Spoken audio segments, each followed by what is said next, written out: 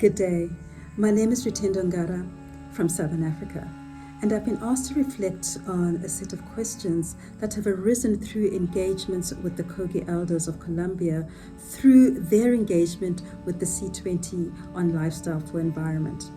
And the key question asked is, how do you perceive the fusion of the ancestral intellectuality with the current modern one to establish the conceptual basis for political laws that would guide the new relationship between humanity and Mother Earth?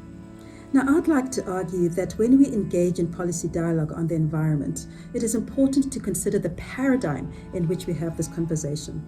And more than that, we need to consider the paradigm that breeds environmental degradation and therefore fears disaster and catalyzes exponentially the current crises that humanity finds itself in today. And in this, we need to consider natural intelligence. By natural intelligence, as opposed to artificial intelligence, I mean an intelligence that has been passed down from generation to generation through ancestral lineages, linking all the way back to the original instructions or natural laws that were common to all peoples. And for this, we must turn to the indigenous knowledge systems of the world, which sadly have been illegitimized and invalidated by modern science and the dominant paradigm. And yet these are knowledge systems that have sustained ecosystems and that have sustained societies and that have sustained the planet for millennia.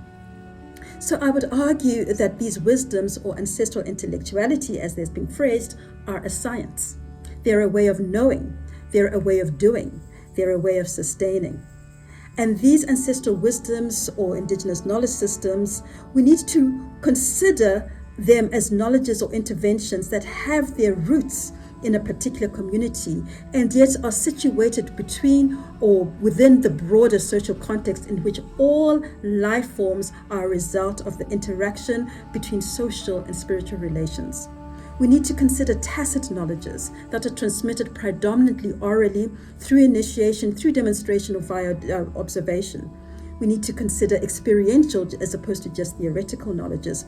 We need to consider knowledges that are inherently interlinked with the knowledge and understanding of the environment, and we need to consider these knowledge systems, these ancestral intellectualities that are dynamic and constantly adapting. And in this dynamicism, there are regenerative knowledges, there are ecological knowledges, and there are knowledges that know both polarity and singularity.